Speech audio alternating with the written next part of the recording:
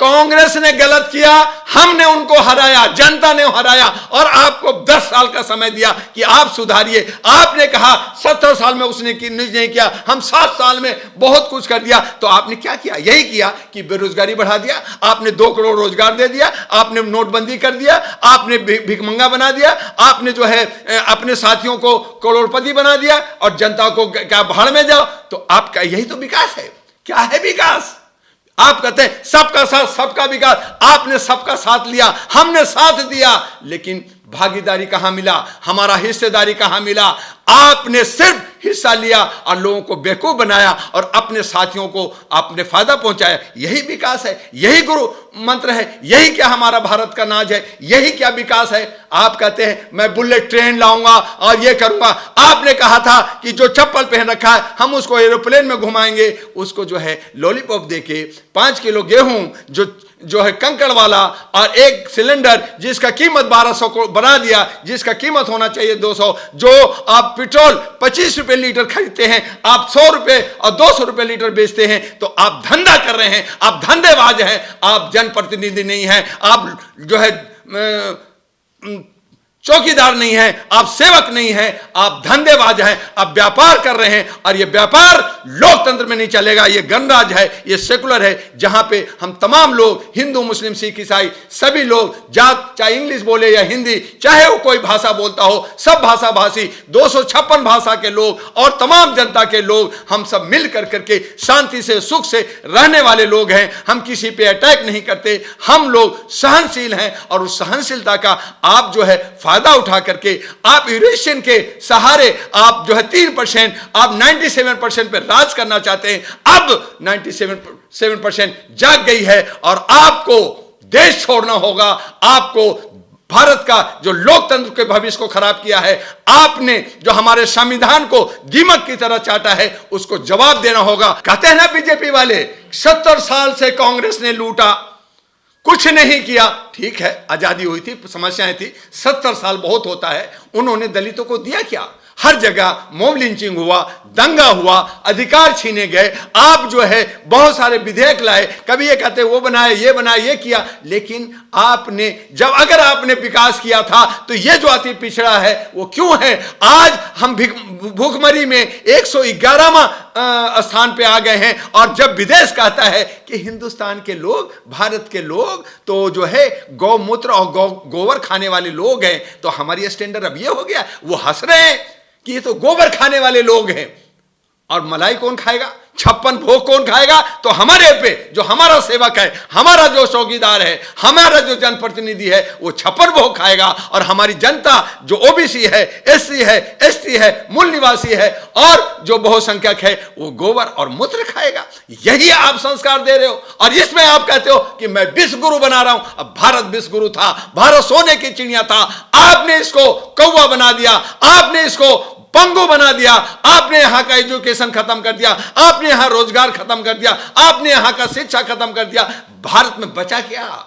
भारत में लंगोटी भी पहनने का लोग, लंगोटे भी नहीं है लोगों के पास। बिल्कुल सही है, मैं मायावती का समर्थन करता हूं कि वो खामोश है और किसी भी गठबंधन में नहीं है। उसने मंदिर और मस्जिद में नहीं गई, उन्होंने धार्मिक बातें नहीं की, हाँ उन्हें बदनाम किया गया, लेकिन मैं मायावती का समर्थन हूं। मैं स्टेलिन को भी बार बार कह रहा हूं कि मिस्टर स्टेलिन, आप नाई हो, आप हजाम हो, छोड़ो राष्ट्रीय गठबंधन को, जो इंडिया गठबंधन है उसको छोड़ो और आओ जो हमने राष्ट्रीय महागठबंधन बनाया है, भारत जिसमें 222 है, हम आपको देते हैं। और मायावती राजकुमारी हो उत्तर प्रदेश, ये नॉर्थ इंडिया का और साउथ इंडिया का राजकुमार स्टेलिन हो, अगर ये दो मिल जाए तो ये एनडीए और इंडिया हवा में फुर हो जाएगा, ये खत्म हो जाएंगे। इसको सोचना होगा और तभी दलित शोषित का, जो ओबीसी का है, जो अति पिछड़ा है, उनको हक और अधिकार मिलेगा। जो लोग तोड़ करके मुसलमानों को पासमानदा और दूसरे चीजों में,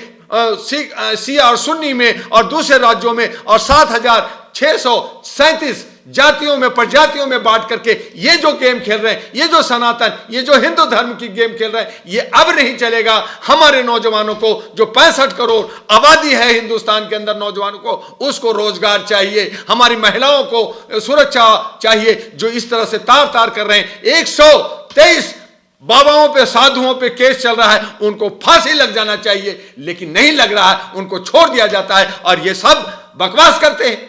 तो देश का लोकतंत्र को इन्होंने खा गए हैं, दीमक की तरह चाट गए हैं। हमें बचाना होगा और इसकी जिम्मेदारी हमारे जो नौजवान हैं, जिनके कंधे पे, जिसको हम कहते हैं youth is power of Galaxy, उनके जिम्मेदारी आती है। और इसीलिए कहा कि मोदी जी, आप एक तरफ कहते हो मैं तेली हूं, मैं ओबीसी हूं, तो आपने ओबीसी को पूरा हक कहां दिया? 54% ओबीसी आता है, आप 27% में क्रीम लेयर में 4.1% देते हो और आप कहते हो कि मैं ओबीसी हूं।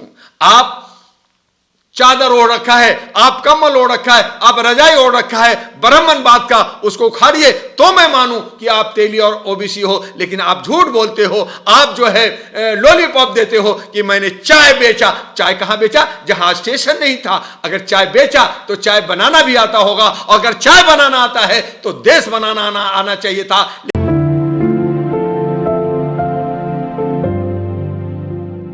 जातीय जनगणना एक बहुत बड़ा मुद्दा है और ये होना भी चाहिए, लेकिन जिस हिसाब से इंडिया या राहुल गांधी कह रहे हैं कि मैं जीतूंगा तो दूंगा, कराऊंगा, ये लॉलीपॉप बीजेपी भी देता रहा है। 15 लाख का महिला बिल का ये लॉलीपॉप है। तो क्या ये एक थाली के चट्टे बट्टे लोग, एक सिक्के के दो पहलू, इंडिया और एनडीए में फर्क क्या है? ये सब लोग जो है लॉलीपॉप दे रहे हैं। हम नीतीश कुमार को धन्यवाद करेंगे कि उन्होंने बिहार में जनगणना कराया और उससे ये साबित होता है कि जो बहुसंख्यक लोग हैं, जो अति पिछड़ा हैं, जिनकी हिस्सेदारी बनती है, जिनकी भागीदारी बनती है, उनको मिलना चाहिए। और उन्होंने स्वर्णों को 10% दिया कि ठीक है, आप स्वर्ण है, आप 10% ले लीजिए। और 10% अगर उन्हें मिलता है तो फिर बाकी आरक्षण की जरूरत नहीं है, क्योंकि 10% अगर उन्हें मिल गया, वो अल्पसंख्यक हो गए, तो 90% जो बचे हुए हैं सब उनका हो गया। तो इस पे अगर राहुल गांधी कहते हैं कि मुझे जिताओ तो दूंगा, ये बेईमानी है। जहां जहां उनका राज्य है, जिस राज्य में वो कांग्रेस की सरकार है, आज उनका जो है राजस्थान में है, छत्तीसगढ़ में है और कई राज्यों में है, वहां जनगणना कराएगा।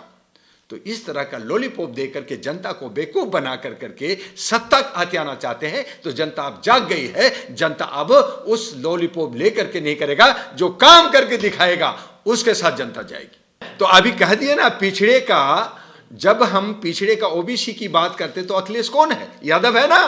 तो यादव ने क्या कह दिया? अखिलेश ने कल कहा उसने कि ये मनुवादी, ये कांग्रेस जो आज राष्ट्रीय गठबंधन की बात कर रहा है, जब 5 राज्यों का चुनाव हो रहा है तो सब अलग अलग अपनी राग अपना रहे हैं, अपना अपना हेकड़ी दिखा रहे हैं, अपना अपना अस्तित्व बचाने के चक्कर में लगे हुए हैं। तो किस बात का गठबंधन? जब राज्य में नहीं होगा तो राष्ट्र में भी नहीं होगा। और आने वाले दिसंबर में इंडिया गठबंधन टुकड़े टुकड़े हो जाएंगे, क्योंकि उसके अंदर मनुवादी और सामंतवादी और जो ब्रह्मवादी घुसे हुए हैं। और आरएसएस का, मैं आपके चैनल से कह रहा हूं कि 80-85% लोग जिस तरह से बीजेपी को गोद में रखा है, उसी तरह से इंडिया को भी गोद में रखा है। आज जरूरत आन पड़ा है कि ना हमें इंडिया चाहिए, ना मुझे इंडिया चाहिए। अब हमें किसान, नौजवान, महिला और युवा की सरकार चाहिए, जो देश को बचा सके, लोकतंत्र को बचा सके और संविधान को बचा सके।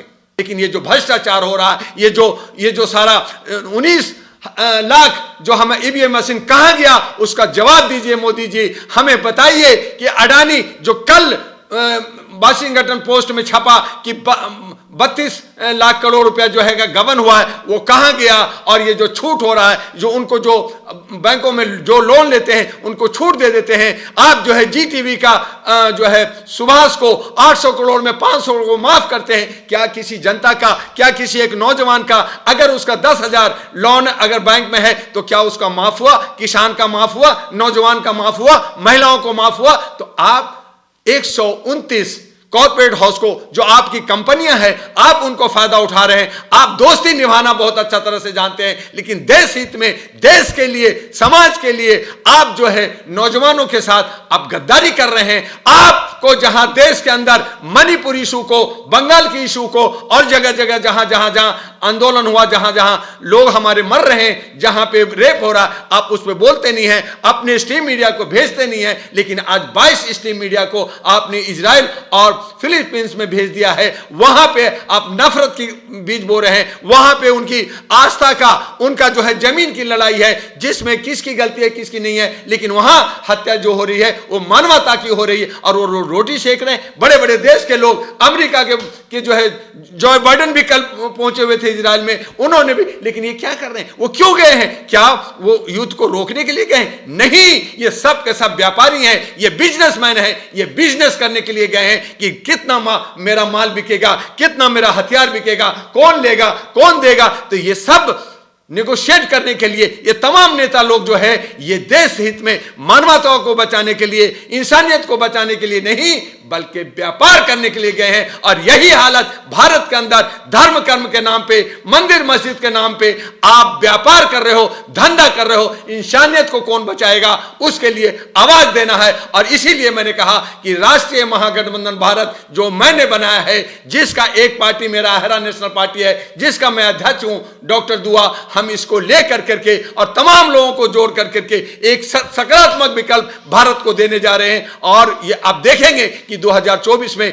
न एनडीए होगा न इंडिया होगा, अगर होगा तो नौजवानी की सरकार होगा।